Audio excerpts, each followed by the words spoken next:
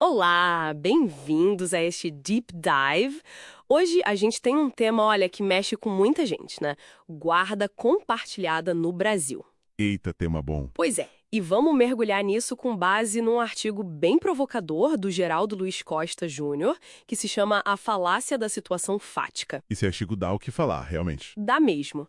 A grande questão que ele levanta e que a gente quer desvendar aqui é tipo uma inversão de lógica que acontece muito, né? Uhum. Por que é que tanta gente exige que já exista uma convivência super equilibrada antes de dar guarda compartilhada? Exato. Sendo que a lei, pelo que parece, diz o contrário.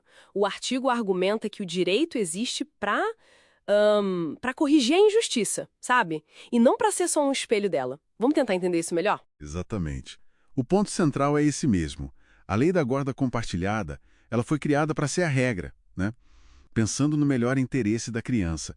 E também para garantir o poder familiar para os dois, para o pai e para a mãe. Certo, o poder familiar. Isso. Que é basicamente aquele conjunto de direitos e deveres que os dois têm sobre os filhos. É presumido, né? Só não tem se o juiz tirar, em casos bem específicos. Entendi. E o que a gente vai ver é como na prática, às vezes, isso se distorce um pouco. O pessoal acaba exigindo o resultado. A convivência, boa. Isso, a convivência equilibrada, antes mesmo de aplicar a ferramenta da lei que foi feita para chegar nesse resultado. É meio doido, né? Totalmente. E o artigo descreve uma situação que parece um beco sem saída, né? Tipo um pai ou uma mãe que está sendo impedido na prática de conviver. Aham. E aí, ironicamente, precisa provar na justiça que já existe um equilíbrio na convivência para só então conseguir a guarda compartilhada. É esse o paradoxo. Peraí, mas então é própria exclusão que às vezes é causada pelo outro lado, vira o argumento para negar a solução que a lei dá? E, infelizmente, é um cenário bem comum. E olha que a legislação tenta ser clara, né? O Código Civil, lá no artigo 1583, ele define a guarda compartilhada. Diz que é a responsabilização e o exercício conjunto dos direitos e deveres pelos pais que não moram juntos. Conjunto. Isso. E a base é o poder familiar. O único requisito na letra da lei é ter esse poder familiar.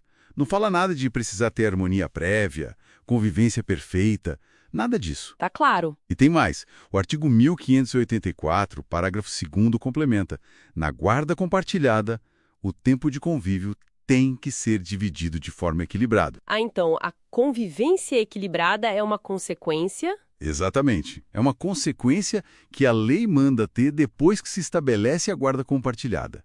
Não é uma condição para ela existir. Entendi. O que intriga mesmo é como essa lógica, que parece tão direta, se inverteu tanto no dia a dia dos tribunais, sabe? E o autor chama isso de falácia da situação fática. Ele até dá uns exemplos que fazem a gente pensar, né?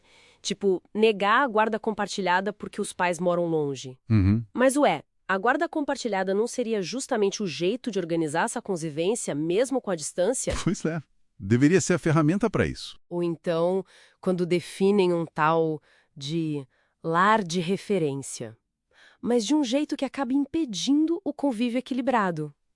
O artigo diz que isso nem está na lei desse jeito e que pode até ir contra o direito da criança de pertencer aos dois lugares, né? Ao território dela. Aí a coisa fica mais séria. Fica assim.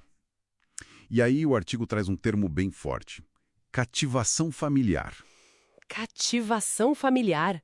O que seria isso? Olha, não é um termo jurídico formal, mas ele usa para descrever uma dinâmica que acontece muito. É quando um dos pais meio que controla a vida da criança, isola ela do outro, sabe? Como se a criança ficasse cativa mesmo. Nossa, pesado. E o argumento do texto é que essa cativação seria a causa raiz de problemas graves, tipo alienação parental. Ah, entendi a ligação. E que várias leis já tentam, de alguma forma, combater isso. A própria lei da guarda compartilhada, que é contra a exclusividade, né? A lei da alienação parental, apesar do nome focar no sintoma, ela combate as causas também. E até o Código Civil, no artigo 1701, que fala de priorizar o sustento pelo cuidado direto, não só pela pensão em dinheiro. Faz sentido. Conectar tudo isso. Se a gente junta as peças, parece que a intenção da lei é proteger a criança de virar refém dessa dinâmica toda. Entendi. E o artigo não para na análise, né? Ele pede ação, urgência. Exato. Ele defende que impedir a convivência de um pai ou mãe, que tem o poder familiar, sem uma ordem do juiz para isso, poderia ser visto como um flagrante quase, um ato ilícito acontecendo ali. É uma visão forte. E que exigiria uma ação imediata de quem tem o dever de proteger, né? Escola, conselho tutelar, polícia, a própria justiça. A ideia de ficar esperando meses, às vezes anos, por laudos técnicos, enquanto isso a infância da criança está passando, o artigo vê isso como um dano que não tem volta. Irreparável. Então, a mensagem final seria que o direito à guarda compartilhada e a convivência equilibrada deveria ser imediato, baseado só no poder familiar mesmo. Essa é a tese central que o texto defende, sim, que a aplicação da guarda compartilhada e a busca pela convivência equilibrada não deveriam ficar esperando a situação ideal acontecer sozinha. Pelo contrário, a lei deveria ser o motor para chegar lá, ou pelo menos para diminuir a injustiça da exclusão, né?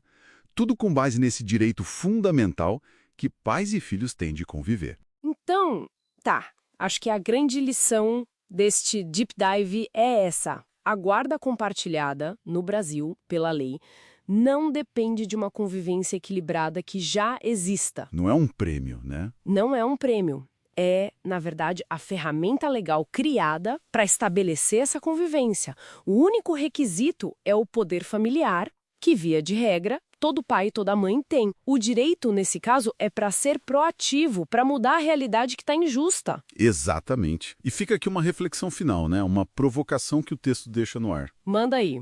Se a lei determina que a convivência equilibrada é uma consequência da guarda compartilhada, e a gente sabe que a infância é um tempo que não volta, né? Voa. Nem me fale. Qual é o impacto real, o custo verdadeiro para a criança